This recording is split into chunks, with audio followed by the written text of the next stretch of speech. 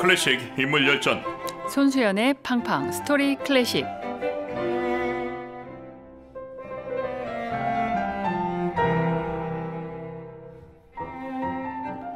사랑하면 알게 되고 알게 되면 들립니다. 클래식 음악사의 한 획을 그은 특별한 연주자와의 만남. 드라마틱한 삶을 살았던 음악가의 인생과 음악 이야기가 있습니다. 매주 금요일 클래식 연주자들의 영화 같은 인생 이야기를 들려주시는 음악평론가 손수연 교수님, 안녕하십니까? 안녕하십니까? 한 주 동안 건강히 잘 지내셨습니까? 네, 잘 지냈습니다. 날씨가 추워졌습니다. 네, 그렇습니다. 이제 겨울로 이제 본격적으로 들어가는 그런 자리에 서 있는 것 같습니다. 감기 조심하십시오. 네. 오늘 팡팡 스토리 클래식에서 만나볼 주인공, 지난주에 미리 말씀 안 해주셨는데 누구입니까? 제가 지난주 이름을 말씀을 드리지 않았는데요. 네. 오늘 만나보실 연주자는 일본의 클래식 기타리스트 무라지 카오리입니다. 와우. 제가 말씀을 드리지 않았던 이유는 바로 오늘 무라지 카오리가 서울 롯데 콘서트홀에서 연주를 하기 때문입니다. 그렇군요. 네. 오늘 오후 8시에 롯데 콘서트홀에서 이경미, 그다음에 무라지 카오리의 한일 우정 음악회가 열릴 예정입니다. 그래서 이 연주자가 또 사실 제가 오늘 카오리가 나올 거라고 연주를 할 거라고 생각을 해서 정한 건 아니었는데 예. 준비를 하다 보니까 마침 딱 이날 한국을 방한을 해서 연주를 하게 돼가지고 저로서도 굉장히 재미있는 우연이다 이렇게 생각을 해서 제가 지난주에 말씀을 안 드렸는데요. 네. 오늘 이 방송을 들으시고 관심이 계신 분은 한번 롯데 콘서트를 오늘 공연에 한번 가보시면 좋지 않을까 이런 생각이 듭니다. 무라지 카오리는 2000년부터 우리나라를 찾았을 만큼 한국에서도 연주 활동이 활발한 연주자입니다. 그렇군요. 이 무라지 카오리, 저 느낌이 또 오는데 신동대열 합류인가요? 네, 뭐 우리나라에서 이렇게 잘 아시는 분들은 아시지만 네. 이분이 막 세계적으로 막 이름이 잘 알려져 있는, 왜냐하면 기타라는 악기 자체가 클래식 음악계에서 그렇게 많이 쓰이는 악기는 아니기 때문인데요. 무라지 카오리 역시 신동으로 당연히 신동 루트에 타고 가는 그런 연주자입니다. 어렸을 때 어떻게 보냈는지 좀 자세히 말씀해 주시죠. 네, 무라지 카오리 또한 아버지가 기타리스트였습니다. 클래식 기타리스트고요. 예. 그래서 무라지 카오리는 일본 도쿄에서 태어나서 아버지인 무라지 노보루한테서 레슨을 받기 시작을 해서 후쿠다 시니치 그리고 또 호아킨 로드리고를 사사했다고 합니다. 네. 도쿄에서 태어났고요. 3살 때부터 이제 첫 기타 레슨을 받는데요. 10살 때 일본의 저명 기타리스트인 후쿠다 시니치한테 사사를 하게 됩니다. 이후로는 주니어 기타 대회 또 학생 기타 대회에서 전체 1등상을 한 이후에 레오 브라우어 국제 기타 대회에서는 그리고 또 도쿄 국제 기타 대회에서 모두 우승을 하게 되고요. 1997년에는 프랑스 고등음악원에서 파리 고등사범학교 음악원에서 유학을 하게 됩니다. 그리고 1999년에는 기타계의 전설이었던 호아킨 로드리고가 작곡한 2개의 곡을 로드리고 앞에서 연주하는 아주 와. 특별한 기회를 가지게 됩니다. 네. 프랑스 고등음악원을 졸업한 다음에는 다시 일본으로 돌아와서 왕성한 활동을 하고 있습니다. 2000년서부터 우리나라에서는 연주를 시작을 했습니다. 서울예술의 전당 콘서트홀에서 성공적으로 첫 내한 연주를 마쳤고요. 여러 차례 내한을 했습니다. 우리나라 아티스트들하고 피아니스트 이경미 씨라든지 아니면 비올리스트 리차드 용재오닐 이런 분들하고도 협업을 굉장히 계속 지속을 하고 있습니다. 예. 그리고 2003년에는 일본인으로서는 처음으로 세계적인 음반 레이블인 데카와 전속 계약을 맺습니다. 먼저 말씀하셨으니까 이 데카와 전속 계약을 했다라는 것을 전 참 흥미롭게 보는데, 일본 레이블인 소니와 계약하지 않고 데카와 한 앨범을 발매한 것도 참 신기합니다. 데카의에서 이 무라지 카오리가 발탁이 됐기 때문에 더 영예스러운 일이 아닐까 이런 생각을 하게 됩니다. 데뷔는 언제 했습니까?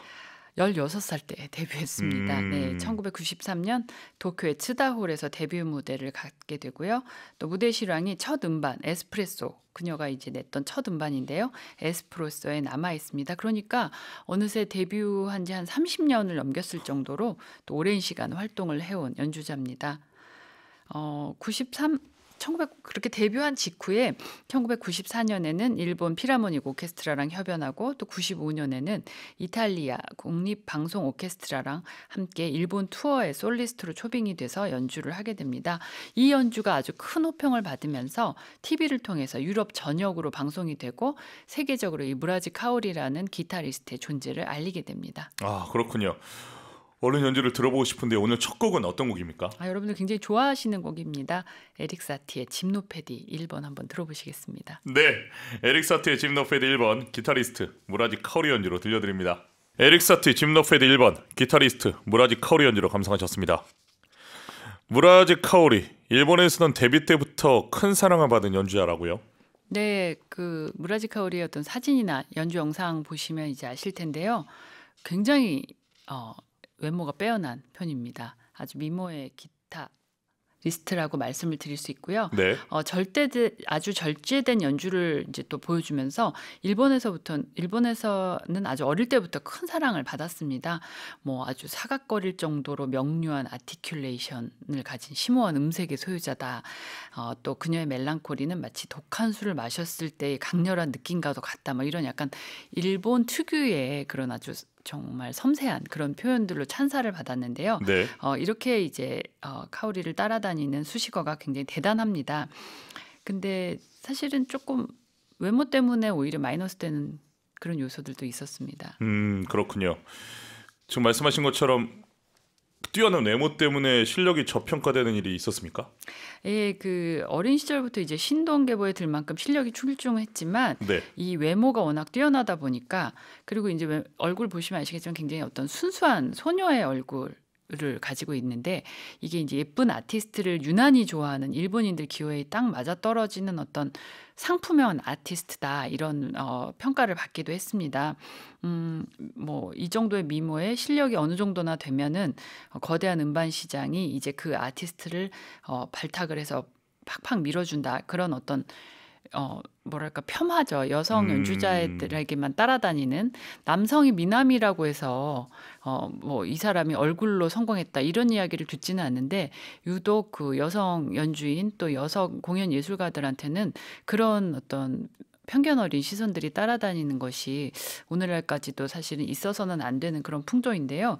그렇지만 이 무라지 카오리는 이런 것들을 모두 극복을 하게 됩니다. 더 이상 이런 일은 좀 없었으면 좋겠습니다. 네, 그렇습니다. 네. 하지만 실력은 감출 수 없는 거 아니겠습니까? 네, 그 전에도 제가 말씀을 드렸지만 신동이 사라지면 어린아이만 남는다 뭐 이런 이야기들을 했던 그런 신동들의 전설이 있잖아요. 근데 나이 들면서 소리 없이 사라져가는 신동들하고는 다르게 해를 거듭할수록 이 완벽한 테크닉이나 독특한 음색 또 풍부한 감성 그런 원숭미가 더해지면서 이제는 아주 뭐 이 자신만의 개성을 펼쳐 보이는 그런 중견 연주자로서 딱 확고하게 자리를 잡았습니다. 그렇군요. 기타리스트 무라지 카오리에게 바흐는 무척 중요한 작곡가로 들었습니다. 네, 무라지 카오리는 바흐의 작품을 기타로 재해석을 해서 이제 앨범을 냈습니다. 네. 2008년에 그러니까 굉장히 다 젊었을 때 이루었던 어떤 성취인 거입니다. 30 전에 냈던 음반인데요. 이 카오리 무라지 플레이스 바흐라는 앨범을 발매를 하는데요. 사실 이 기타라는 악기는 BC 3000년경부터 연주됐던 걸로 추정이 되는데요. 세계 각지에서 여러 가지 이름으로 불리면서 오랫동안 이어져 왔습니다. 1500년경부터는 기타가 중부 유럽에서는 류트, 또 에스파냐에서는 비올라와 함께 굉장히 당시 중요한 악기였다고 하는데요. 16세기나 17세기에 거쳐서 기타는 류트나 비올라의 쇠퇴에도 불구하고 성행을 합니다. 그리고 그런데 이제 요한 세바스티안 바흐 등이 등장을 하면서 피아노나 바이올린을 주축으로 하는 오케스트라가 이제 연주가 되니까 기타는 점차 쇠퇴합니다. 이런 어떤 단선율의 악기들은 이제 점차 쇠퇴를 하고 이제 뭔가 화성음악을 할 수 있는 대규모의 악기군이 이제 등장을 하게 되는 건데요. 이 무라지 카오리는 바흐가 작곡한 합시코드 등을 위한 그런 작품을 기타로 편곡해서 연주를 하면서 바흐 음악이 가진 어떤 깊이, 아름다움을 기타로 표현하고자 했습니다. 기타가 쇠퇴했던 바흐 시대에 작곡된 바흐의 코라를 다시 기타 선율로 들으면은 굉장히 훨씬 더 소박하면서 경건한 기분이 드는 것 같아서 그걸 한번 들어보시면 좋겠다는 생각이 듭니다. 얼른 듣겠습니다. 바흐의 예수, 인간, 소망의 기쁨, 바흐 작곡 번호 147, 기타리스트 무라지 카오리 연주로 들려드립니다.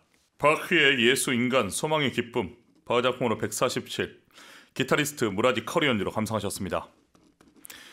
카오리는 어릴 때 데뷔해서 또 오랜 시간만큼, 지금 30년 가까이 연주한 만큼 레퍼토리가 다양하죠. 네, 기타라는 악기가 이제 르네상스 시대에서도 이제 활용이 된 걸로 역사상 나오기 때문에 르네상스 음악에서부터 바로크 또 모던한 크로스 음악에 이르기까지, 그리고 낭만주의 음악 이런 것들이 이르기까지 아주 광범위한 음악을 다루고 있습니다. 근데 이제 다양성보다는 깊이를 추구한다고 본인은 이야기를 하고 있는데요. 새로운 장르를 시도하는 것보다 음악을 더 깊이 이해하고 싶다라고 항상 이야기를 하고 있습니다. 특히 그 호아킨 로드리고 작품에 대한 어떤 무라지 카오리 해석은요, 로드리고와의 어떤 인연을 만들어주는 계기가 됐는데요. 1996년에 발매한 앨범 파스토랄레, 그러니까 뭐 전원곡이다 이렇게 말씀을 드릴 수 있는데, 네. 파스토랄레에 관심을 가진 로드리고가 무라지 카오리를 자신의 음악에 대한 21세기의 해석자라는 칭호를 줄 정도로 인정을 받았습니다. 우와, 대단한 칭찬 아닙니까? 네, 그렇습니다. 이 칭찬에 대해서 무라지 카오리는 굉장히 영광이다, 어떤 메달이나 트로피보다도 더 보람이 있다라고 말을 했는데요. 어린 시절부터 이 로드리고의 음악을 본능적으로 사랑했다라고 이야기를 하고 있습니다. 빛과 그림자, 또 거룩함과 흙 같은 그런 상충되는 것들이 그의 음악 안에는 존재합니다. 그래서 저는 그것에 매료되어 있다고 무라지 카오리는 말하고 있습니다. 무라지 카오리는 1999년에 마드리드에 있는 호아킨 로드리고의 집에서 작곡가를 만날 수 있었는데요. 작곡가가 세상을 떠나기 불과 6개월 전의 일이었습니다. 나이가 너무 많아가지고 뭐 유창하게 이야기를 한다든지 오랜 시간을 함께 보낼 수는 없었는데요. 위대한 이 무라지 카오리는 그래도 위대한 작곡가 앞에 앉아서 두 곡을 연주하는 것에 대해서 전적으로 만족했다라고 이야기를 합니다. 근데 이제 또 혹간에서는 이런 무라지 카오리를 두고 제자도 아니면서 저장을 잠시 만난 걸 가지고 마케팅으로 활용한다, 이런 이야기도 나오고 있습니다. 근데 이제 연주를 들어보시면 그렇게 가벼운 연주자는 아니다라는 생각을 하실 수 있을 겁니다. 네, 여기서 무라지 카오리의 연주를 한 곡도 들어보겠습니다. 어떤 곡 가져오셨습니까? 이 곡은 우리 한국 사람들한테는 주말의 명화의 시그널 음악으로 굉장히 유명한 곡입니다. 네. 로드리고의 아랑웨스 협주곡을 한번 들어보시겠습니다. 네, 로드리고의 아랑웨지 협주곡 2악장 아다지오를 기타리스트 무라지 카오리, 빅토르 파울로 페레스가 지휘하는 갈리시아 심포니 오케스트라 연주로 들려드립니다. 로드리고 아랑웨지 협주곡 2악장 아다지오, 기타리스트 무라지 카오리, 빅토르 파울로 페레스가 지휘하는 갈리시아 심포니 오케스트라가 연주했습니다. 타고난 재능에 노력까지 더해져 승승장구하던 연주자에게도 힘든 시간이 있었겠죠. 굉장히 힘든 시간이 있었습니다. 정말 연주자로서 아주 승승장구하던 2013년에 네. 무라지 카오리는 설암에 걸려서 이 모든 활동을 중단하고 요양에 들어가게 됩니다. 아버지가 기타 교실의 선생님이었으니까 어릴 때부터 기타가 손에 정말 어느 곳에든 손에 닿던 곳에 있던 곳이 이제 이 무라지였는데요. 기타를 연주하는 거는 밥을 먹는 거 또는 양치라는 것처럼 굉장히 당연한 생활의 일부분이었다고 합니다. 그러니까 태어나니까 옆에 기타가 있는 게 아주 자연스러운 그런 삶을 살았고, 또 장녀로서 주위의 어떤 기대나 또 승부욕이 굉장히 또 강했던 것 같아요. 그런 것들이 이제 좋은 쪽으로 작용을 하면서 너무너무 열심히 살아와서 뭔가 하던 걸 그만두기라는 그런 선택사항이 있다는 걸 깨달은 것도 20살 정도, 그러니까 하기 싫으면 안 해도 된다라는 것을 알게 된 것도 20살 정도였다고 하니까 굉장히 열심히 살아온 연주자다, 이렇게 말씀을 드릴 수 있죠. 너무 열심히 앞만 보고 달려온 연주자라서 그 쉼을 받아들이는 게 결코 쉽지 않았을 것 같습니다. 네, 그러니까 뭔가 인생을 다시 사는 계기가 된 것 같습니다. 이 연주자한테는. 그래서 쉬는 동안에 정말 새삼 사는 사람들 앞에서 기타를 연주한다는 게 정말 굉장한 에너지를 필요로 하는 것이구나를 알게 됐다고 하고요. 또 이 정말 젊은 나이에 암이라는 그런 엄청난 일을 겪으면서 예기치 못한 일이 일어나더라도 언젠가는 지나갈 것 같아서 고민하지 않고 지금 할 수 있는 일을 하자라고 생각을 했다고 합니다. 그리고 2017년에는 드디어 회복을 하고 다시 무대로 돌아오게 됩니다. 아, 그렇군요. 연주를 하나 더 듣겠습니다. 이번엔 어떤 곡 추천해 주십니까? 어떻게 보면 크로스오버 곡인데요. 네. 루이치 사카모토의 메리 크리스마스 미스터 로렌스를 이 무라지 카오리의 기타 연주 그리고 루이치 사카모토의 피아노 연주를 함께 한번 들어보시겠습니다. 네, 바로 듣겠습니다. 루이치 사카모토의 메리 크리스마스 미스터 로렌스, 기타리스트 무라지 카오리와 피아니스트 루이치 사카모토 연주로 감상하셨습니다. 연주자가 음악에 대해 어떤 생각을 갖고 있느냐는 자신이 연주하는 음악을 또 바로 연주하는 데 영향을 미치죠. 무라지 카오리에게 음악은 과연 뭐였을까요? 무라지 카오리가 말하기를 음악의 매력은 보이지 않는 것이다 라고 말을 했습니다. 보이지 않는 거예요. 네, 음악은 눈에 보이지 않는데 들으면은 사람의 기분이 이제 눈에 보이고 또 아니면 그 기분을 바꿔주거나 한다면서 굉장히 신기하고 즐거운 것이다라고 이야기를 했습니다. 그리고 무라지 카오리가 이제 굉장히 미모의 연주자라고 말씀을 드렸는데요. 이런 섬세한 외모와는 다르게 아주 당당한 기백이 느껴지는 그런 연주자입니다. 그래서 그런 다양한 연주자 이런 그 무라지 카오리의 다양한 음악 세계를 좀 더 앞으로도 많이 경험을 해보셨으면 좋겠습니다. 자, 이제 너무나도 유명하고 많은 분들이 좋아하는 곡 한 곡 더 들어보려고 하는데요. 스탠리 마이어스의 까바티나, 기타리스트 무라지 카오리 연주로 들려드립니다. 스탠리 마이어스의 까바티나, 기타리스트 무라지 카오리 연주로 감상하셨습니다. 오늘은 기타 연주를 원 없이 풍성하게 들어본 것 같은 방송인데요. 행복합니다. 손생 교수님, 무라지 카오리 좋아하는 이유 있습니까? 네, 카오리가 연주하는 이 기타라는 악기 자체가 클래식 음악계에서는 뭔가 마이너 계열에 속하는 그런 악기고 뭐 오케스트라라든지 뭐 이런 곳에서 많이 쓸 수 있는 악기는 아니지만 그 소박한 어떤 존재감을 굉장히 강하게 가지고 있는 악기이기도 하고요. 이 동양의 여성으로서 이 연주를 아주 당당하고 당차면서도 힘있게 해내는 모습이 굉장히 멋있다고 생각을 합니다. 네. 그리고 또 어떤 인간적으로도 힘든 일을 겪으면서 음악성이 훨씬 더 깊어졌기 때문에 저는 이 연주자를 더 좋아합니다. 그렇군요. 오늘 한국의 또 롯데 콘서트홀에서 무라지 카오리를 만날 수 있다고 생각하니까 기분이 또 묘한데요. 네, 그렇습니다. 많은 분들이 관심 갖고 공연에 가시면 좋을 것 같습니다. 다음 주에 만나게 될 음악가 누구입니까? 다음 주에는 피아니스트 프리드리 굴다를 만나보시겠습니다. 아우, 굴다가 나오는군요. 제 방송에서 자주 틉니다. 오늘도 고생 많으셨습니다. 네, 감사합니다. 건강히 지내시고 다음 주에 뵙겠습니다. 감사합니다. 오늘 손세현의 팡팡 스토리 클래식에서는 기타리스트 무라지 카오리의 인생 스토리로 함께했습니다.